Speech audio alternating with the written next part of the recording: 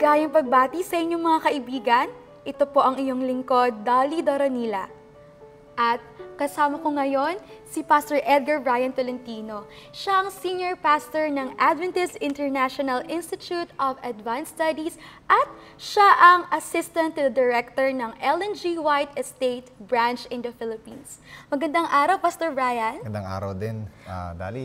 Magandang araw po sa lahat po ng nakikinig, nagsusubaybay sa bagong programa po nating ito na may kinalaman sa pag-aaral ng mga sulat ni Ellen G. White. Nakakasabik po ulit mag-aral ng buhay at mga sulat ni Ellen White. At dito lang po yan sa Sharing the Vision.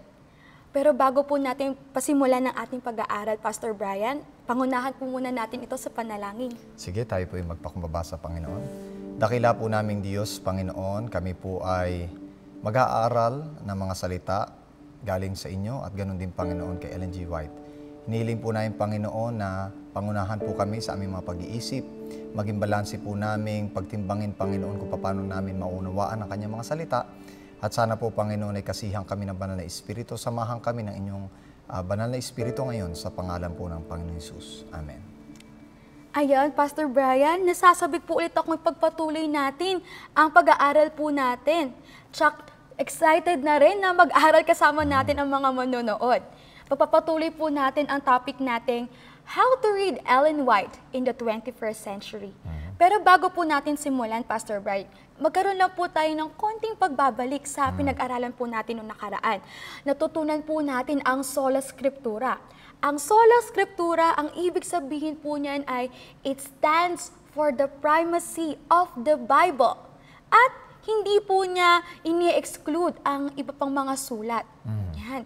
At natutunan din po natin na ang sulat ni Ellen White ay below the Bible. Ibig sabihin, mas mababa pa siya sa Biblia. At natutunan po natin na ang mga kasulatan ni Ellen White ay tinitest pa rin po ng Bible. Sinusuri pa rin po. At nalaman din natin na ang sulat ni Ellen White ay pinupoint po nito ang greater light which is the Bible. At natutunan din po natin na ang mensahe ni Ellen White is authoritative, katulad ng Biblia. Dahil ang author rin po ng mga sulat ni Ellen White ay ang Panginoon mismo. Kaya lang magkaiba sila ng purpose. Ang Biblia ang siyang panukat o sumusukat sa lahat ng iba pa. Samantalang ang writings ni Ellen White ay nagdadala sa atin pabalik sa Biblia. Yun lang ang pagkakaiba nila. Pero parehong Diyos ang nagpahayag nito. Tama po yan. Napakaganda po ng ating pinag-aralan nung nakaraan. At ngayon, mas interesting po ang ating topic. Dahil magpo-focus po tayo ngayon sa sulat ni Ellen White. Paano nga po ba sinulat? Or paano po nasulat ang mga kasulatan ni Ellen White? At ano po ba yung prinsipyo ng interpretasyon sa mga sulat ni Ellen White? Ayan, so yung dalawang tanong po na ito, ang ating pag-uusapan, napaka-intricate po nating pag-uusapan ng kaunti yung prinsipyo sa pagbabasa ng writings ni Ellen White at saka mga prinsipyo para unawain yung mga naisulat ni Ellen G. White. Siguro, 4 na bagay na dapat nating tandaan bago natin basahin ang writings ni Ellen White o sa pagbabasa natin ng writings ni Ellen White. Unang-una, study with a prayerful attitude. Parang Bible din po pala yun, no? Kailangan po nating manalangin muna. Siyempre, kasi ang Diyos ang nagpahayag nito, nagbigay ng inspirasyon sa atin, kailangan din natin ng kapangyarihan ng Panginoon. Pero yung prayerful attitude, ibig sabihin bukas na pag-iisip, ang bigyan natin ng bukas na pag-iisip na parang ang Diyos ay nagpapayo sa atin. Of course, kailangan nating pagdilidilihin at ikumpara ito mula sa Biblia. Pangalawa, consider all the prophet has said about the topic. Kailangan lahat ng sinabi ng propeta alamin natin. Kasi baka may sinabi lang siya sa isang lugar, pagkatapos hindi natin na-consider yung isa pang niyang sinabi sa isa pang lugar, iniisip natin, ito lang ang sinabi niya, tapos meron din pala sa sinabi. So hindi natin mapagbabalanse. Kailangan din itong prinsipyo na ito. Sa pagbabasa pa lang, pagbabasa pa lang. Pangatlo na prinsipyo, study the context. So, basahin natin yung konteksto. Kailan niya ito sinabi, saan niya ito sinabi, alamin natin kung bakit niya ito sinabi, para kanino niya ito sinabi, at ano ang pwede natin gamitin sa panahon natin ngayon. Sa ika-4 na prinsipyo ng pagbabasa ay yung find the principle. So, the alamin natin yung principle. So, isa-isahin siguro natin itong pag-usapan, Dali. Apo. Unahin natin sa tinatawag nating hermeneutics. Pastor, ano po yung hermeneutics? Ayan, ang ibig sabihin ng hermeneutics kasi medyo Griegong Opo. mga salita ito, ay ito yung art o yung sining ng pag-uunawa ng kung anong sinabi ng isang tao. Opo. Ayon sa kanyang sitwasyon, sa kanyang gramatikong pamamaraan, at doon sa tinatawag nating context. Alam mo ba yung context? Ano po ba yung context, Pastor? Ayun, lahat ng mga bagay na nakapaligid sa kanyang sinulat. Kagaya ng kanyang pagkatao, kanyang edukasyon, sino ang kanyang pinatutunguhan nito, kailan ito sinulat, saan ito sinulat, at paano ito isinulat. So, yung tawag doon ay context. So, pakinggan natin, merong sinabi si Ellen White sa UL 50. Listen as your life to what says the Scripture. It is of supreme importance that you hear aright. Your salvation depends on your hearing aright and receiving with meekness the engraft word. So mahalaga na mahulog ng tama sa tenga mo yung mga naririnig mo kasi pwede na ang inyong kaligtasan ay nakabase sa pagkaunawa mo nung kung ano narinig mo. So, medyo kailangan pala po natin pag-aralan ng maigi ang scriptures dahil sabi po dito, it depends, or your salvation depends on you hearing aright. Yes, di ba? Sabi sa Biblia, sa Romans chapter 10 verse 17 na faith comes from hearing and hearing comes from the Word of God. Eh kung mali yung pagkakarinig mo ng Word of God, di mali rin yung faith na mapapasayo o baka hindi ka magkaroon ng faith kasi mali yung narinig mo.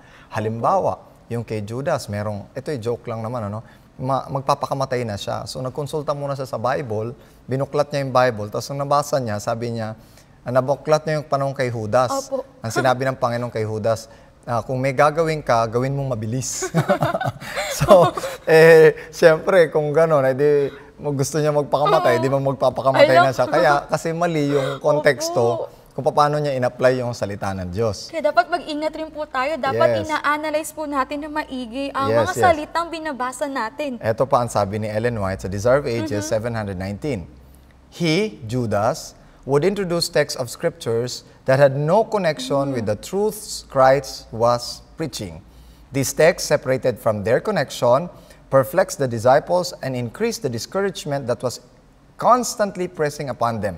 Yet all this was done by Judas in such a way as to make it appear that he was conscientious. Di ba sabi niya, sana ipinamigay na lang natin to sa mga mahihirap. Bakit na ginastos pa ng ganito? Tama naman eh. Pero kung titignan mo, hindi yun talaga ang real sense na gustong sabihin ng Panginoon na ibinigay na ng babae ang lahat sa Kanya. Maisusulat ang Kanyang pangalan sa lahat ng mga henerasyon dahil sa Kanyang ginawa.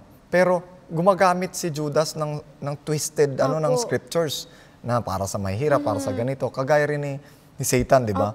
It is written, it is written, it is written. Pero sa maling pakay niya ginagamit ang mga salitang ito. Parang sa sariling pakay po. So, tuloy natin ang sabi ni Ellen White sa Desire of Ages. And while the disciples were searching for the evidence to confirm the words of the great teacher, Judas would lead them almost imperceptibly on another track. Thus, in a very religious and apparently wise way, he was presenting matters in a different light from that which Jesus had given them and attaching to his words a meaning that he did not convey. Naisip mo ko, so pwede rin gamitin ang salita mo at gagamitin ko sa paraang hindi mo gusto at gagamitin ko sa gusto kong paraan para mailid ko ang mga tao tapos mamalalayo na yung mga tao sa totoo kong ibig sabihin. So, posible yun. Ganun din ang ginagamit nila kay Ellen White. Kung buhay pa si Ellen White, ganito na nila ginagawa ang kanyang mga writings. Kaya minsan sumasama ang loob niya kasi, anong karapatan mo para gamitin yung mga sinabi ko sa hindi ko talagang intensyong gamitin? Yun ang nangyayari. Isa pa, ang sabi niya sa letter 208 noong June 29, 1906, those who are not walking in the light of the message may gather up statements from my writings that happen to please them and that agree with their human judgment. And by separating these statements from their connection and placing them beside human reasoning, make it appear that my writings uphold that which they condemn, I charge you not to do this work. To use my writings thus is misleading and inconsistent. Ano sa tingin mo yung sinabi ni Ellen White na yun? Sinabi po niya na huwag gamitin ang kanyang mga salita para i-mislead yung mga tao. Sa tingin mo ba may mga gumagamit sa mga writings ni Ellen White ngayon para i-lead yung mga tao sa gusto nila na hindi naman talaga yun ang intensyon ni Ellen White? Siguro po may ilan-ilan na... Maraming ganon. Opo. Yung kanilang mga perception, yung kanilang paraan ng pananamit, pagkain, panunood at kung ano-ano pa ay ipinapasok nila yung interpretasyon nila sa sinabi ni Ellen White ayon sa kulturang meron sila at hindi yun ang ibig sabihin ni Ellen White. So, kailangan tayong mag-ingat. At alam mo kung ano-ano yung ilan sa mga bagay na dapat natin pag-ingatan, lalo na ginagamit yung mga writings ni Ellen White. Una, sa health reform. Opo. Pangalawa, ginagamit yan sa diet, sa dress, sa recreation, sa amusement, sa education. Ito yung mga pinagagamitan nito, religious experiences and practices, even racial issues. Ginagamit din ang mga writings ni Ellen White. Sa cultural issues, kahit sa pangungutang, insurances, homemaking, lahat yan ay pinaggagamitan nila. Pero minsan, either na-twist nila on the extreme right or na-twist on the extreme left. Ako man, personally, nung hindi ko pa nakikita yung kabuuan ng writings ni Ellen White, nung wala pa ako sa estate, maraming paraan na ginagamit ko ito sa gusto ko o kaya sa kulturang meron ako. At ngayon na-discover ko na kailangan pala talaga alamin ang kabuuan at kung paano niya sinabi, saan niya sinabi, bakit niya sinabi, at saan niya sinabi at para kanino. Oo nga po, Pastor. May ilan nga po kung natatandaan na halimbawa yung pagboto. Sila Ellen White before, parang in-advise po rin na huwag po tayong bumoto. Tayong mga Adventist ngayon ay bumuboto. Di ibig sabihin, conflict po tayo sa mga sinasabi niya. Yan, pag-uusapan din natin yan kasi sinabi din ni Ellen White na meron tayong obligasyon sa ating bansa. At hindi lang yun, sinabi niya na maaari mag-aral tayo at makarating tayo sa pinakamataas na posisyon sa gobyerno. Oy, bakit tayo hindi boboto? So, kung titignan natin, parang mag-aaway-away yung kanyang mga sinasabi. Kung titignan lang natin isang bagay. O baka naman sinasabi ni Ellen White na dapat iboto lang natin yung talagang nasa konsensya natin at hindi tayo boboto ng sino mang kandidato na magiging totally against sa mga prinsipyong meron tayo. Baka yun ang ibig sabihin ni Ellen White. Siguro, mababanggit din natin yan sa ilan nating mga pag-aaral. Kaya tama talaga na kailangan po natin intindihin ng mabuti. Yes. Siguro sa pag-aaral natin ngayon, uunahin natin, alamin yung mga dangers sa danger zone ng pag-aaral o sa interpretation. Unang danger zone. Number one danger. One of the dangers is that explaining the writings of Ellen White, we explain it away. Alam mo yun, habang ini-explain mo yung writings sa Ellen White, nailalayo mo na yung mga tao sa tunay niyang ibig sabihin. Di ba? Pwede yun. Take for example, rules of interpretation can be a cloak under which to hide a watering down of a clear intent of the Word of God by spiritualizing the obvious intent of the passage. Sasabihin lang natin na, very spiritual lang yung sinabi ni Ellen White. Hindi naman niya talaga sinasabi literally yung na dapat gawin ito at dapat gawin ito. So, by doing that, we explain away. Parang inilalayo na natin yung mga tao sa talagang dapat niyang kalagyan. Pangalawa, na danger, is that everything is gray. Ang tawag dyan, syndrome. Everything is gray syndrome. Yung, alam mo, hindi naman malinaw yung sinasabi ni Ellen White. Kaya, kung bahala ka na kung paano mo siya interpret. Kasi hindi ito malinaw. Iba kasi yung context niya. Yung mga nasobrahan sa iba yung context niya, iba yung panahon niya. Kaya, hindi na ito nag-a-apply sa atin ngayon. Kaya ngayon, kahit ano na lang ang gawin natin. Parang wala ng general principle na nananatili. Mula sa sinabi ni Ellen White hanggang ngayon, parang wala na talagang connection si Ellen White sa atin ngayon. Yun ang isa pang danger doon. So yung isa, yung explain away, yung inilayo, malayo na, yung interpretasyon niya ang nai-insist niya, yung isa naman nawalan na talaga ng relevance. Yun. Isa pa so dalawang dangers yun, no, na dapat nating iwasan on both sides, right and left. Ang rules siguro, there are maybe about 5 rules na dapat nating tandaan. Mga minamahal po namin mga kaibigan. Sa mga nagbabasa, mga avid supporter ng mga writings ni Ellen White, ito po ilan sa mga rules na pwede nating pag-usapan. Number 1, the intended meaning of some words may not be obvious. So halos, pag nagbasa ka, wala siya sa surface, hindi mo makita. Okay, pangalawa, a figure of speech may distort the intended meaning. Pwedeng ang figure of speech ay mag-iba. Opo. Okay? Words in any language, number 3, words in any language evolve and change meaning. Explain natin to isa-isa Sige yung po. mga. Number 4, cultural factors and circumstances may affect meaning. So yung cultural factors, even circumstances, pwedeng maka-apekto sa meaning, mag-iiba ang meaning. Number 5, the same word in different contexts may mean something different. The same words. So isa-isahin natin yan maya-maya. Siguro pasimulan na natin.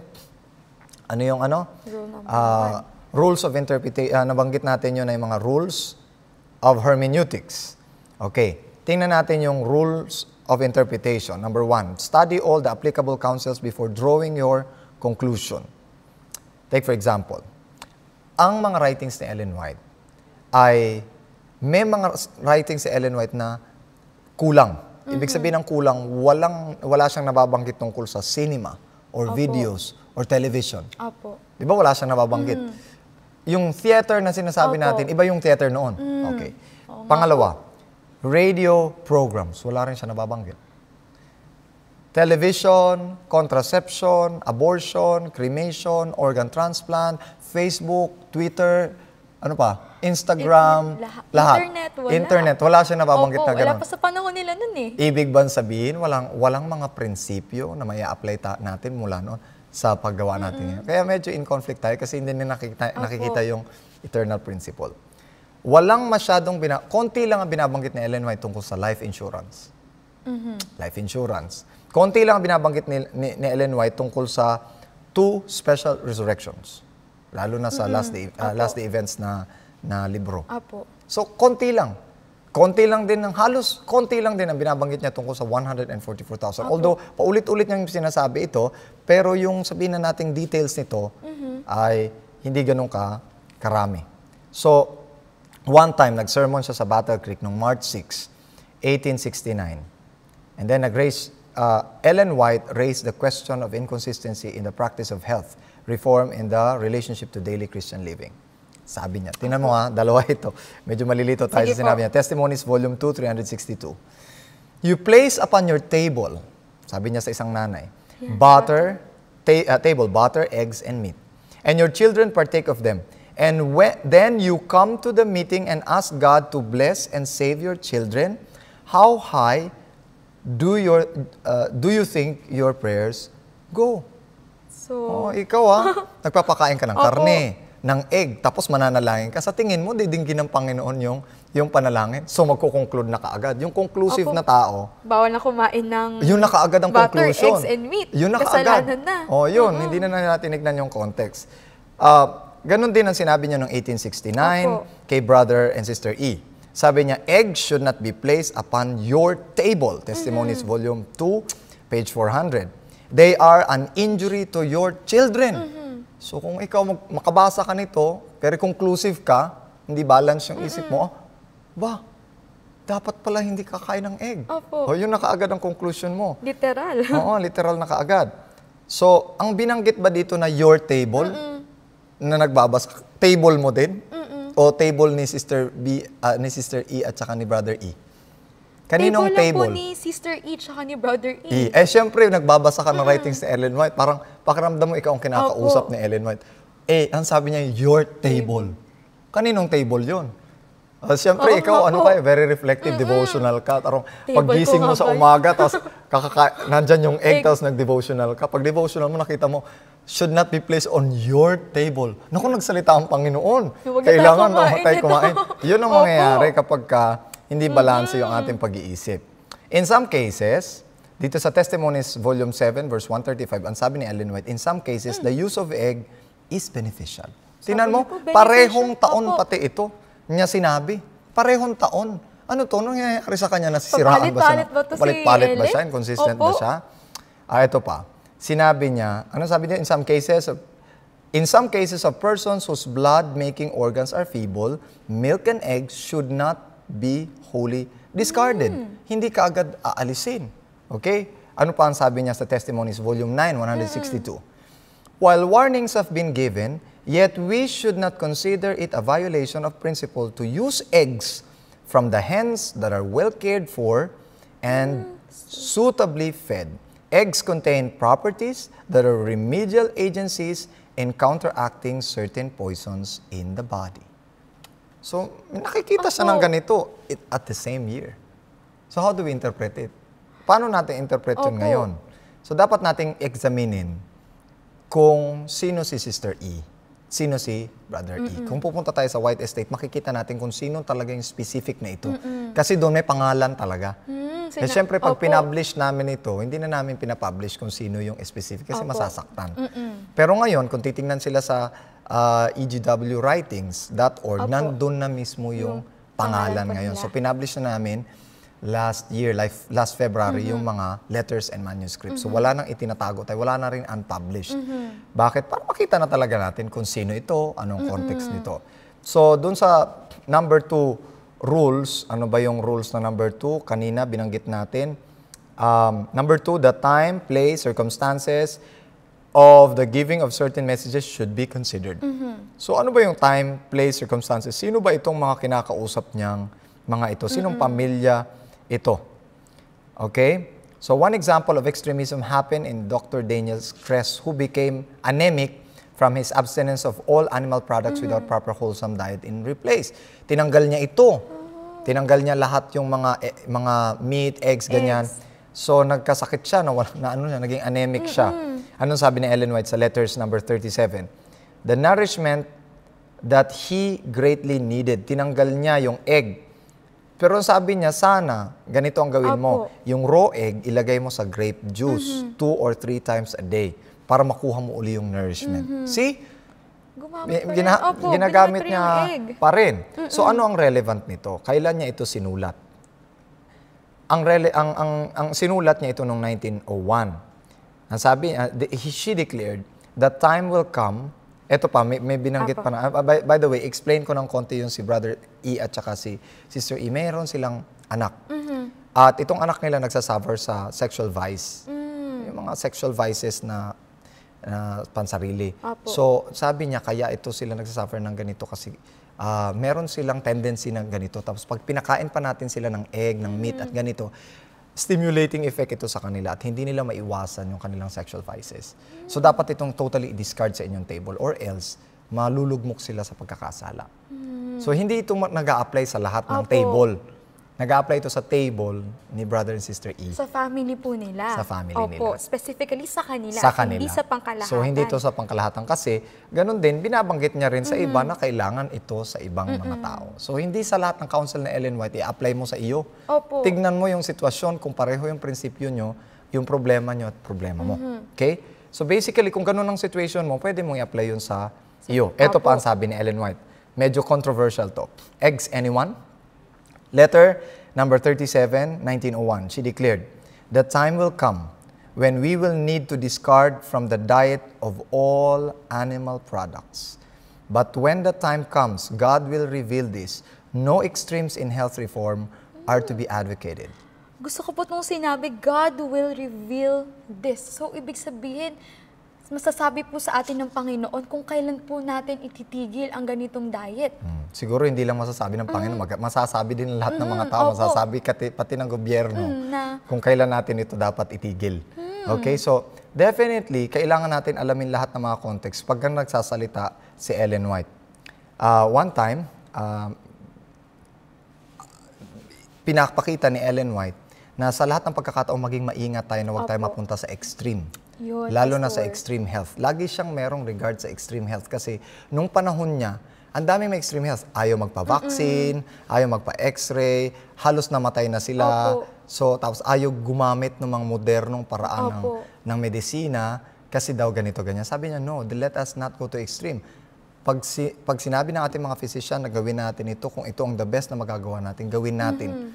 Tapos wag niyo akong i-quote. Laging ang ano niya, wag niyo sinabi ni Ellen White, hindi ganito ang paraan ng ating pamumuhay. Gamitin niyo ang inyong kukote, ang sabi niya. So, you have to act from cause to effect with reason. from cause to effect, tignan mo talaga. Hindi dahil sa lagi ka nakabase na lang sa Opo. sinabi ni Ellen White. May sarili ka namang isip. Ang sabi ni Ellen White, I do not make myself a criterion for everything. So hindi daw siya criterion. Hindi siya yung dapat nating sundan sa lahat ng pagkakataon. Pero yung kanyang mga counsels could be very beneficial sa mga situations natin ngayon. Pastor, napakalinaw po ng sinabi nyo. Kasi may ilan po sa atin ay sobra-sobra po. Yun nga po yung term, extreme sa mga bagay na nababasa natin sa sinulat ni Ellen White. Ngayon naliwanagan tayo kung ano ba dapat yung sundan natin, ano po ang dapat natin gawin. So natupad na natin yung dalawa Opo. na prinsipyo. Ang pangatlong prinsipyo is alamin natin yung principles. Ano ibig sabihin ng principles? Principles are eternal and not temporal. Ang sabi ng 1875, that which can be said of men under certain circumstances cannot be said of them under other circumstances. Sabi dito, 1904, God wants us all to have common sense and He wants us to reason from common sense. Circumstances alter conditions, circumstances change the relations of things. Oo nga So, naman. halos nagko-cover ito ng konti. So, dapat alamin natin yung general principles. Ang general principles ay hindi nagmamaliw. Pero yung mga practices nagmamaliw. Opo. Siguro mapag-uusapan natin ito sa iba sa susunod nating episode. Pero at least, tatlong prinsipyo, alamin lahat ng sinabi ni Ellen White, alamin kung ano yung context nun, at alamin kung ano yung general principles na meron yan. Ayan, Pastor. Nako, nakakabitin naman po itong pag-aaral natin. At natutuwa po ako dahil nalilinawan na po ako sa ano ba dapat nating gagawin sa pagbabasa ng sulat ni Ellen White. At yung mga prinsipyo ng pag-interpret natin sa mga sinulat na hindi pala dapat na word per word ay gagawin or susundin natin. Pastor, dahil ang bilis po ng ating oras, baka po may mga last words po kayo sa ating mga manonood. Well, ang last words ko lamang po ay gumamit po tayo ng ating pong common sense sa pagbabasa. Hindi lamang sa writings ni Ellen White, sa pagbabasa ng Facebook, pagbabasa ng Twitter. Gumamit tayo ng common sense. Huwag lang tayo basta maniwala na lang sa sinasabi ng iba. So ito lang po yung gusto kong sabihin panghuli. Yan. Salamat po, Pastor. Kaya naman po, tapusin po natin itong pag-aaral na ito sa panalangin. Sige. Panalangin po natin ang ating mga manonood sa pagbabasa ng sulat ni Ellen White. Dakila po naming Diyos, salamat po Panginoon at binigyan niyo kami ng katampatang pag-iingat sa pagbabasa ng lahat ng mga bagay, hindi lamang sa Biblia, sa writings ni Ellen White, kundi sa iba pa. Sana po Panginoon maging tunay na matalino at maging marunong kami sa lahat ng pagkakatupang. Huwag kami madaya sa anumang paraan sa iba't ibang kaparaanan. Maraming salamat po Panginoon sa inyong biyaya sa pangalan po ng Panginoon Jesus. Amen. Ayan mga kaibigan, I'm sure nabitin po kayo sa ating pag-aaral ngayon. Pero wag po kayong mag-alala dahil may susunod pa po tayong episode para ipagpatuloy ang mga sulat at buhay ni Ellen White. Muli, naway na-bless po tayo at lagi po nating tatandaan ang sinabi ni Ellen White that we should not fear the future unless we forget how God has led us from the past. Ito po si Dali Doranila at kasama ko po si Pastor Brian at ito po ang Sharing the Vision.